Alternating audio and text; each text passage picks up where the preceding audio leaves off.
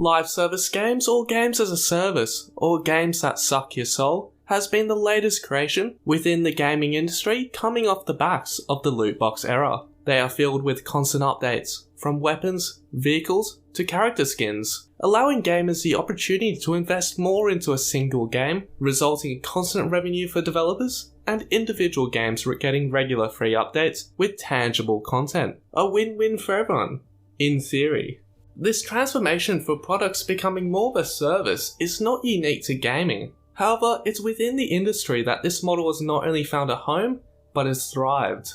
Fueled by three significant factors. The internet has not only allowed players and friends to come together for the first time, but allows games to now dynamically evolve, responding to player feedback and integrating continuous improvements. But the real dilemma is, does that mean developers can now take a step back before launch, and not necessarily put their 100% into the launch product? A bit of a fix-it-later attitude maybe. Another reason is good old Fortnite got to respect its impact on the industry, with its innovative use of the Battle Pass and item shop, showcasing another avenue to convince kids to grab their parents' credit cards. This methodology maximizes cash flow potential from a single customer over an extended period, diverging from the traditional one-time purchase model. The shift from the PS4 and Xbox One era to the PS5 and Xbox Series X era witnesses an intriguing evolution in consumer preferences, while the allure of a one-time purchase remains for a few. You know,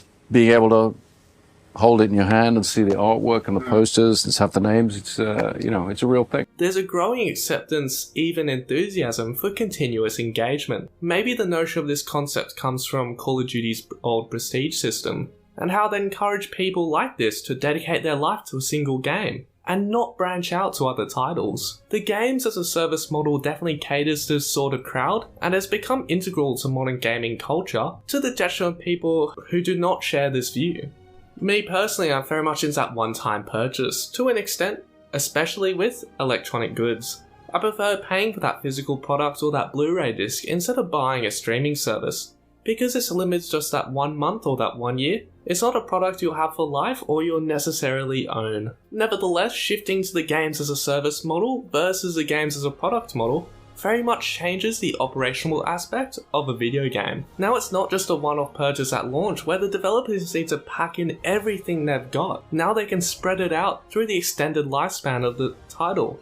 Now, since developers don't need that Metacritic score or the good reviews at launch, they can kind of take a bit of a step back, have a breather before launch. And that means that products at launch is not the best. Look at Company of Heroes 3 and that kind of whole debacle. Especially when there is a controversy around a release or of a game that ends up pulling the plug a bit on that live service support. Look at Star Wars Battlefront 2 in 2017, the loot box controversy happened, which scares EA, rightly so, into investing further in the project beyond launch and fulfilling the content within each era, leaving a skeleton crew to slowly release content, ultimately never hitting the mark the game truly needed to. Situations like these highlight the deficiencies of the model. By relying on the post-launch content to build out the Clone Wars and sequel era, but with only a skeleton crew meant those content updates were very slow and irregular, which just made it kind of a slow death. As patches and updates all culminate, a question needs to be asked. When does it end? And what toll does it take on the very essence of the title?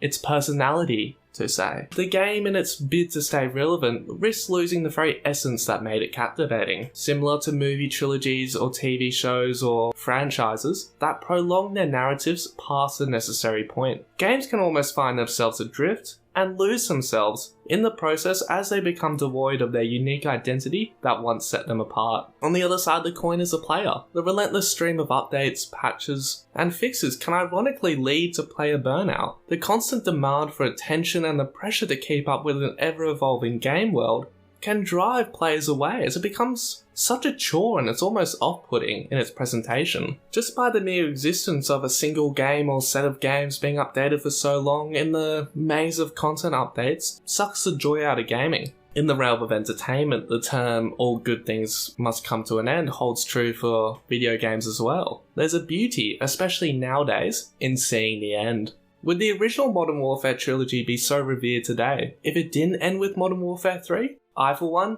love me some Toothless. Those big beady eyes, Such a good boy. But would I want him to see him become a Vader, Spider-Man, or Batman, where it's just constant appearances back to back of borderline the same story? And if not the same story, not even adding value to the character. It just ruins the brilliance and personality of that original appearance. Sometimes though, as hard as it is easier to say goodbye. That's something the brochachos over at those companies struggle to do. And you can't entirely blame them if consumers keep coming out to view reboots, re-releases, live-action adaptations, and all that painful stuff. As a result, we gamers end up with hotfixes, patches, talk, roadmap, apologies, talk, disaster. It's all just constant chatter but minimal productivity.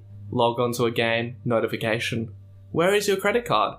Here's 3 skins to make your man look like Santa Claus. In a military shooter. Leading us to confront the elephant in the room. The slow over-monetization that drains the very essence from these games. The monetization draws into question the entire valuation of a single $60 game. A skin, once a mere fraction of a game's value, now commands a staggering price, challenging the very notion of value for your money. Back in the old days, $60 got you an all-encompassing game package. Guns, maps, skins, gameplay philosophies, assets, multiple modes, animations, the whole shebang. A skin, which now apparently holds the monetary weight of a quarter of the entire game, was once an afterthought or a fun addition priced at a meager $2. Nowadays, that single, solitary, and intangible skin is priced at $15, which is a quarter of the original game's selling price. Does a mere skin genuinely bear $15 worth of substance? A quarter of all that code engineering, assets, animations? A more reasonable pricing is say in the $2 to $5 range, but even that feels generous and is probably pushing it. And I can already hear the marching parade. It's just cosmetics. I don't really give a shit if it's just cosmetics when they charge me this much for some digital shit. That money could go to some shares instead or to a different game altogether, and you'll get much greater value in the long term. Going back to the familiar realm of downloadable contents, the DLCs, where $60 entitled you to 4 DLCs through either a season pass bottle or individual purchases. The process was clear, uncomplicated. Fast forward to the present, and the landscape has shifted into coins, store pages, battle passes, more coins, bonus coins, options reaching up to a staggering $150. Who, in their right mind, embarks on such a spending spree? Thus, skins and cosmetics emerge as a prime revenue stream for live service games post-launch. Yet, within the specific confines of a game universe, there's reasonably only a limited finite ideas for cosmetics. Enter COD World War II with its authentic attempt at a trailer, fell prey to the allure of outrageous skins post-release, diluting that identity. A striking contrast emerges with Battlefield 1, still heralded today for its adherence to authenticity. This focus on authenticity enhanced its core content and helped retain its identity in the saturated FPS market. Not to mention Rainbow Six Siege. You look at that original trailer with the SWAT teams all geared up tactically and authentically, and then there are the terrorists, geared up in terrorist clothes. The cosmetics of these individual characters in the trailer set the tone, set the personality. Now when you log in nowadays, it's more animated. Fun, you could say. Look, while there is some charm to a live service game, and it's nice to have one on the back burner, hopefully nonetheless there will be a shift in the market towards more single player games. I for one could go the rest of my life without seeing a battle pass trying to rob you in your sleep. If you enjoyed listening to my ramble, chuck a like and all that familiar stuff. I'm sure you've heard one too many times.